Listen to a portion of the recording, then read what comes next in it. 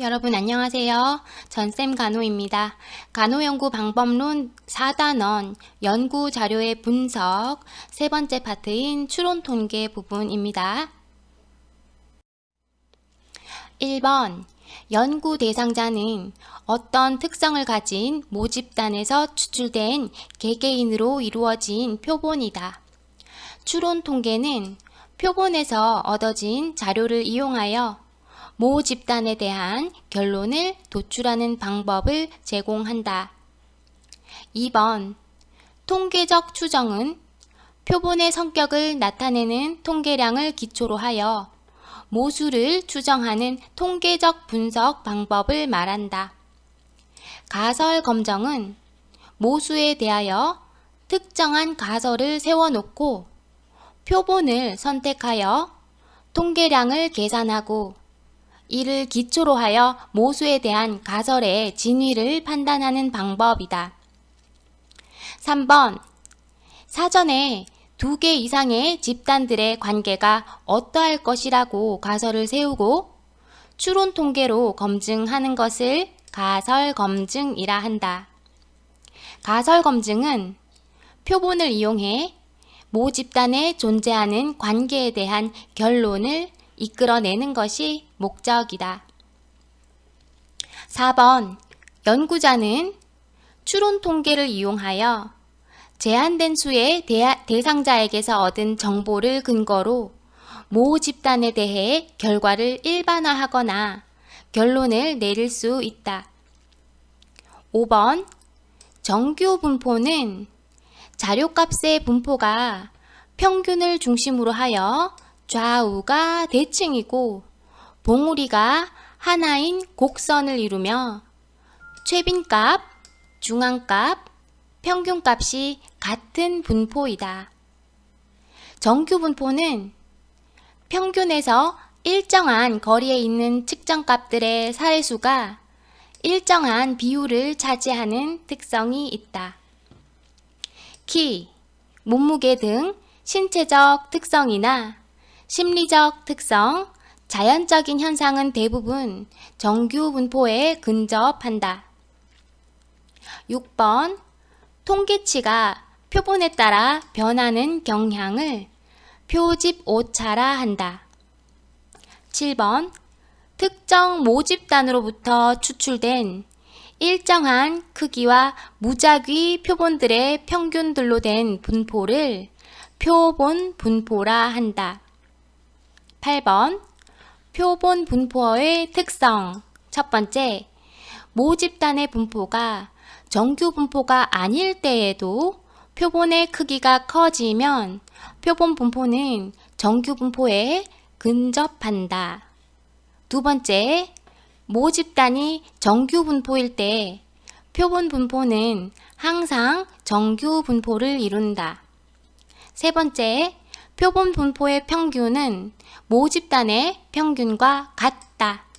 네 번째, 표본 분포의 분산은 모집단의 분산을 표본 크기 n으로 나눈 값과 같다. 9번, 모집단의 평균을 나타내는 기호는 뮤이다. 10번, 표준 오차에 관한 설명입니다. 표본 분포의 이론적인 분포에서 평균들의 표준 편차를 평균의 표준 오차라 한다. 오차라는 말은 어떤 분포를 따르는 여러 가지 평균값으로 모집단의 평균을 추정할 때 얼마간의 차이가 포함될 수 있다는 것을 의미한다. 표준 오차는 표준 또는 평균 오차의 크기를 말한다. 11번 계속해서 표준 오차에 관한 설명입니다.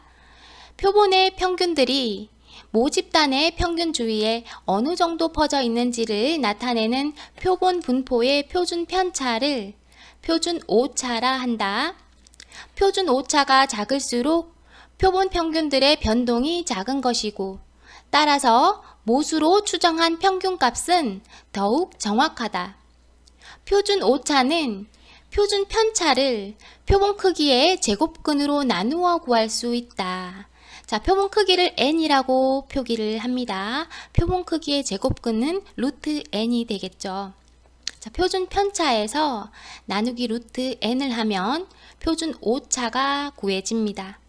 자, 예를 들어서 간호학생의 예에서 25명을 관찰한 결과 표본의 평균이 260점, 표준 편차가 100점이었다면 이 경우 평균의 표준 오차를 구하는 식은 표준 편차에서 나누기 루트 n이었죠. 여기서 n, 표본 크기가 25잖아요. 25, 루트 25를 하면 5가 나오고 표준 편차 100점에서 나누기 5를 하면 답은 평균의 표준 오차는 20이 되는 겁니다. 12번 평균이 100, 표준 편차가 10인 정규 분포를 이루는 모집단에서 n 25인 표본 분포의 평균과 표준 편차를 구하는 문제예요. 자, 표본 분포는 정규 분포라고 했어요. 모집단이 정규 분포를 이룬다 했어요. 모집단이 정규 분포를 이루면 반드시 표본 분포도 정규 분포를 이룹니다. 그리고 정규 분포는 또한 산술 평균과 표준 편차에 의해 결정이 되므로 이 표본 분포의 산술 평균은 어때요? 모집단의 평균과 같다고 볼 수가 있어요. 표본 분포의 산술 평균은 모집단의 산술 평균과 같으므로 100이 돼요. 그대로 100이 되고, 표본 분포의 표준 편차는 뭐라고 했죠? 위에서 표준 오차라고 했죠. 그럼 표준 오차를 구하는 식은 뭐였어요? 표준 편차 나누기 루트 n이었죠. n이 25라고 했으니 표준 편차는 10이라고 했어요. 10 나누기 루트 n, 10 나누기 5는 답이 2가 되는 겁니다. 그래서 이 문제의 답은 평균은 100, 표준 편차는 2가 되는 정규 분포를 이루게 됩니다.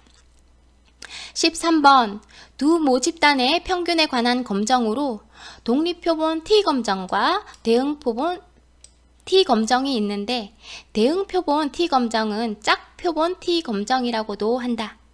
독립표본 T검정은 두 집단이 독립적이고 별개인 표본의 차이를 검정할 경우에 이용한다.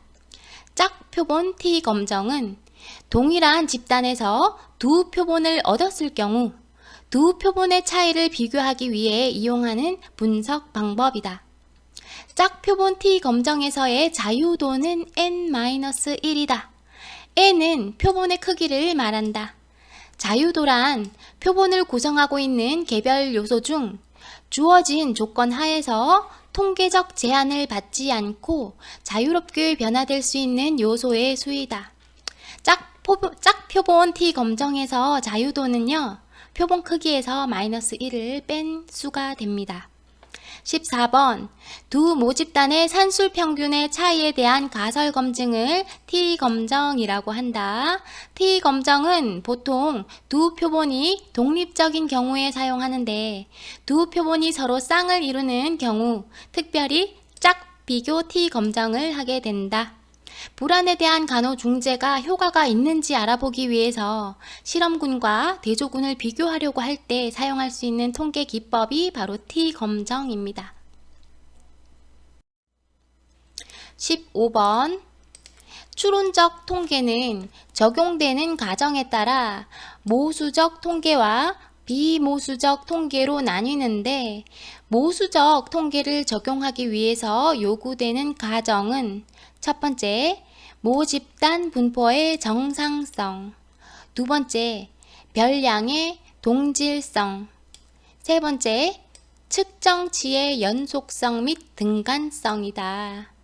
자, 모집단의 정상성, 별량의 동질성, 측정치의 연속성, 등간성 굉장히 어려워요. 풀어서 다시 말씀드려 볼게요. 16번 모수적 통계의 전제 조건. 자, 위에서 모수적 통계를 적용하기 위해 요구되는 가정 같은 말이에요. 16번 모수적 통계의 전제 조건. 첫 번째, 표본의 모집단이 정규 분포를 이루어야 한다. 자, 위에서 첫 번째 모집단 분포의 정상성, 이것이 첫 번째 표본의 모집단이 정규 분포를 이루어야 한다는 거예요. 두 번째, 집단 내의 분산이 같아야 된다는 겁니다. 그래서 위에서 두 번째 별량의 동칠성과 같은 말이에요. 집단 내의 분산은 같아야 한다. 세 번째, 변이는 등간 척도나 비율 척도로 측정되어야 한다. 입니다. 자, 그래서 위에서 말한 세 번째 측정치의 연속성 및 등간성이 변인이 등간 척도나 비율 척도로 측정되어야 한다는 거예요. 이제 종속 변수일 때 말이고요. 독립 변수의 값은 어떤 척도라도 상관이 없습니다. 자, 다시 정리해 볼게요. 16번 모수적 통계의 전제 조건. 첫 번째, 표본의 모집단이 정규 분포를 이루어야 한다. 두 번째, 집단 내의 분산은 같아야 한다. 세 번째, 변이는 등간 척도나 비율 척도로 측정되어야 하지만 독립변수의 값은 어떤 척도라도 상관없습니다. 17번. 자, 이번에는 비모수 통계학의 전제 조건입니다. 비모수 통계학의 전제 조건. 첫 번째, 정규성 검정에서 정규 분포를 따르지 않을 경우. 두 번째, 군당 10명 미만의 소규모 실험에서 정규성을 가정할 수 없는 경우. 세 번째, 숫자로 표현되지만 수량화할 수 없고 평균을 낼 수도 없는 경우에는 비모수 통계학을 사용하게 됩니다. 18번, 구간 추정이란 표본의 통계량을 기초로 모수가 존재할 일정 구간을 추정하는 방법을 의미한다. 19번, 점 추정이란 무작위 표본으로부터 얻은 정보를 이용하여 모수와 같을 가능성이 가장 높은 한 값만을 선택하여 추정하는 방법이다. 20번 계속해서 점 추정에 관한 설명이에요. 점 추정은 마치 평균만 가지고 분포도를 설명하려는 것과 같으며 구간 추정은 평균과 표준 편차를 모두 가지고 분포도를 설명하려는 것과 같은 개념이다. 점 추정은 관찰된 값에서 하나의 수치를 계산하여 알지 못하는 모 집단의 모수를 추정하는 것이다. 모든 통계량이 다 그런 것은 아니지만 많은 경우 표본의 통계량은 모 집단의 모수를 추정하는 추정량이 된다. 21번, 구간 추정은 표본의 평균을 중심으로 어떤 구체적인 확률에 근거하여 모 평균의 범위를 추산하기 때문에 모 평균의 추정치와 추정의 정확성을 모두 알 수 있다. 구간 추정하여 얻은 모 평균의 구간을 신뢰 구간이라 하며 범위의 상한과 하한을 신뢰 한계라 한다. 모 평균의 신뢰 구간은 신뢰 수준에 따라 정해지는데 신뢰 수준은 모 평균이 이 범위에 있다는 것을 얼마나 확신할 수 있는가를 나타내는 것이다. 22번, 영가설은 귀무가설 또는 통계가설이라고도 하며 변수 간에 실제로 아무런 관계가 없으며 두 집단의 차이는 우연성에 따른 것이라는 가정이다. 두 집단 간의 차이가 우연히 일어날 확률이 크면 영가설을 채택하고 연구가설을 기각한다. 반대로 영가설을 기각하는 것은 연구자가 밝히려고 했던 관계를 통계적으로 확인받는 것을 의미한다. 즉, 연구가설을 채택하는 것이다. 연구가설을 대립가설이라고도 한다. 23번, 통계에서 직접 검정 대상이 되는 가설이 귀무가설, 영가설이고 대립가설은 귀무가설이 기각될 때 받아들여지는 가설이다. 자, 24번요. 유의수준이라고 하는 것에 대한 설명입니다. 유의수준은 P로 표기합니다. P. 통계학에서 그 기준을 보통 유의수준을 5%나 1%로 잡아요. 그래서 5%는 0.05로 표기하고요. 1%는 0.01로 표기를 합니다. 자, 만약 귀무가설 발생 확률이 5%보다 많다 또는 1%보다 많다 라고 할 경우에는 귀무가설이 지지가 되는 거예요. 그것을 편집 오차로 인한 우연에 의한 것으로 간주를 하고 P값이 0.05보다 클 경우에는 이게 우연에서 발생됐다. 즉 귀무가설을 지지하는 게 됩니다. 자, 반면에 발생 확률이 5% 미만이다 또는 1% 미만이다. 표기는 어떻게 해요? P값이 0.05보다 작다 또는 0.01보다 작다고 한다면 차이가 있다고 간주되는 겁니다. 이때 그 차이를 통계적으로 유의한 차라고 말합니다. 즉 귀무가설이 기각되는 거죠. 자, 그리고 이때 일정한 오류를 감수할 경우 현저한 차이가 있다고 볼 수 있는 기준점이 임계값이 되는 겁니다.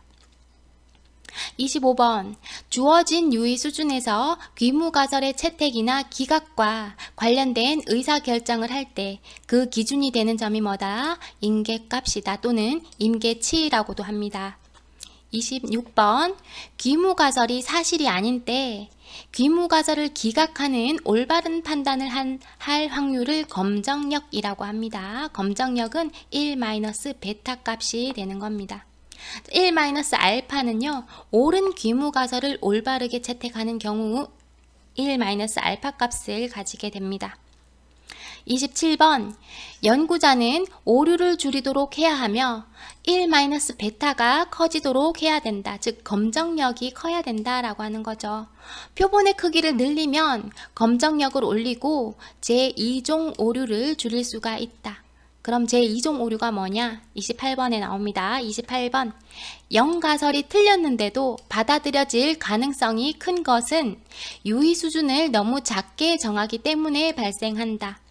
이렇게 잘못된 귀무가설이 채택되는 것을 제2종 오류, 베타 오류라고 한다.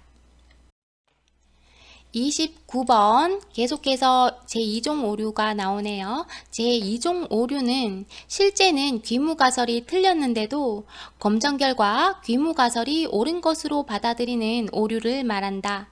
유의 수준을 너무 작게 정하면 영가설을 받아들일 가능성이 커진다. 30번 제1종 오류, 알파 오류는 실제로 옳은 귀무가설을 검정 결과 기각하는 오류이며 제2종 오류는 잘못된 귀무가설을 옳은 것으로 받아들이는 경우이다. 검정력을 1-베타라고 했죠. 검정력은 귀무가설이 사실이 아닐 때 귀무가설을 기각하는 올바른 판단을 할 확률을 말한다. 자, 귀무가설이 사실이 아니면 귀무가설을 기각해야 되는 거예요. 그게 옳은 판단이라는 거고요. 그걸 검정력이라고 하는 겁니다. 31번 귀무가설을 기각한다는 것의 의미. 귀무가설을 기각할 경우, 즉 통계학적으로 유의한 경우라고 결론을 내릴 수가 있다. 그러나 이 경우 우리는 잘못 기각할 확률 제1종 오류를 알고 있다. 예컨대 5% 유의 수준으로 계산한 경우 95%의 신뢰도로 귀무가설을 기각한 결정이 옳다고 말할 수 있는데 이는 즉 5%의 오류, 모집단의 산술 평균이 실제로 같을 확률이 5% 존재한다는 의미인 것이다. 32번 실제 모집단에서는 영가설이 사실인데도 불구하고 관찰한 표본에서 얻은 통계량이 마치 연구가설이 맞는 것 같기 때문에 이를 근거로 영가설이 거짓이라고 결정을 내리는 경우의 오류를 제1종 오류라고 한다. 반대로 거짓인 영가설을 채택하는 것을 제2종 오류라고 한다. 이 경우도 마찬가지로 두 모집단의 평균이 정말 다른지를 연구자는 알 수가 없다.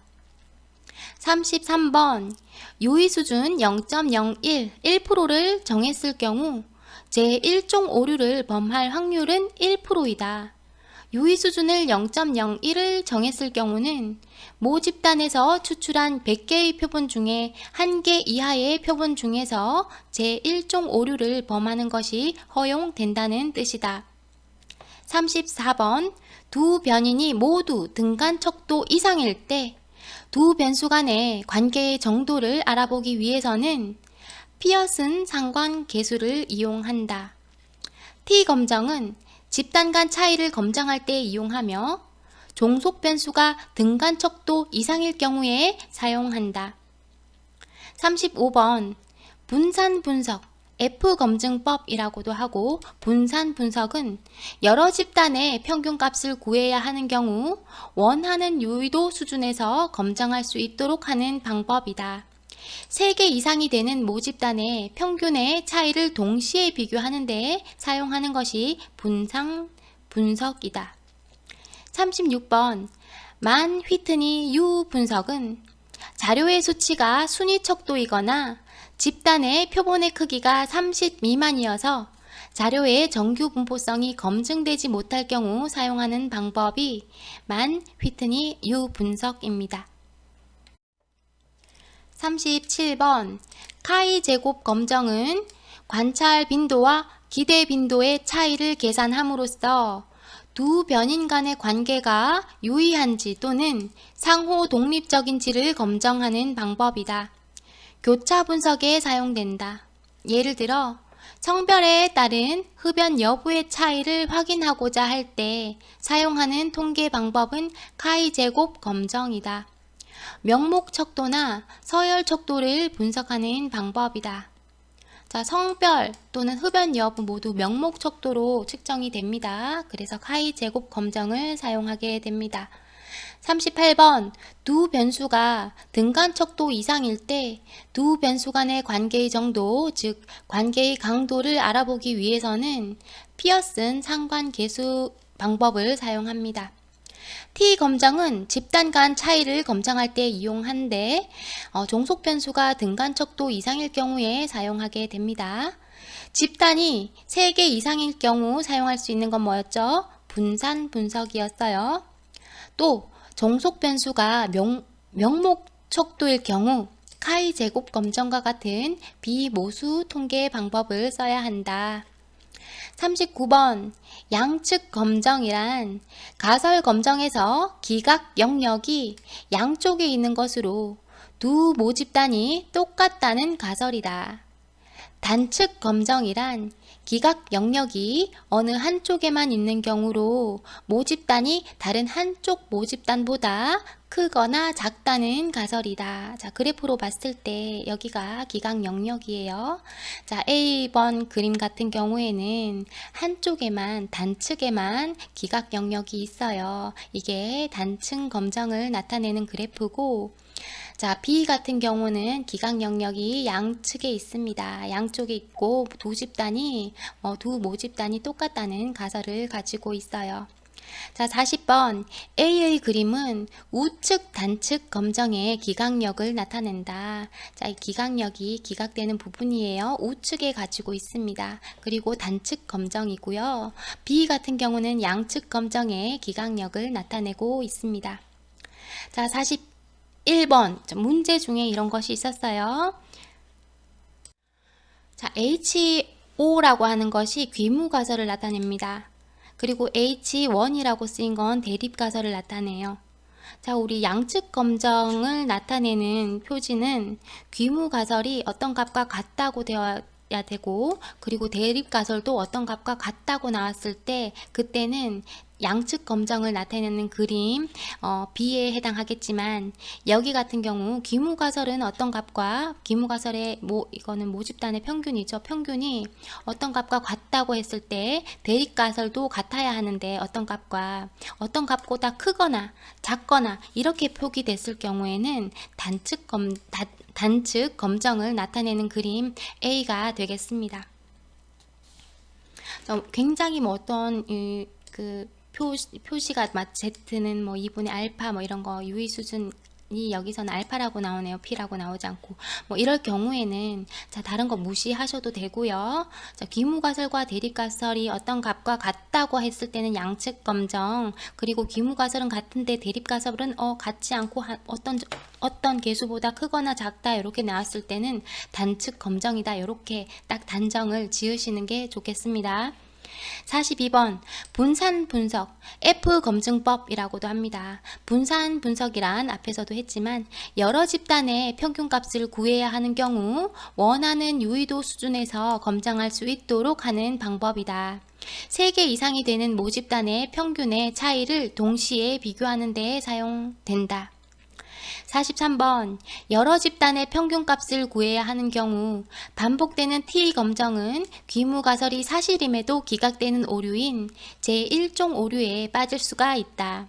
이런 문제를 해결하고 원하는 유의도 수준에서 검증할 수 있도록 하는 방법이 바로 분산 분석이다. 44번 분산 분석에서 분산의 비교는 F분포를 이용한다. 집단 간 분산과 집단 내 분산이 차이가 없으면 집단 간 차이가 없다는 것을 의미한다. 집단 내 분산의 차이는 적고 집단 간 산술 평균의 차가 크면 클수록 집단 간 분산은 커질 것이다. 집단 간 변동의 자유도는 집단 수 -1이다. 45번 카이 제곱 검정은 관찰 빈도와 기대 빈도의 차이를 계산함으로써 두 변인 간의 관계가 유의한지 또는 상호 독립적인지를 검증하는 방법이다. 그리고 명목척도나 서열척도를 분석하는 방법이라고 했었죠.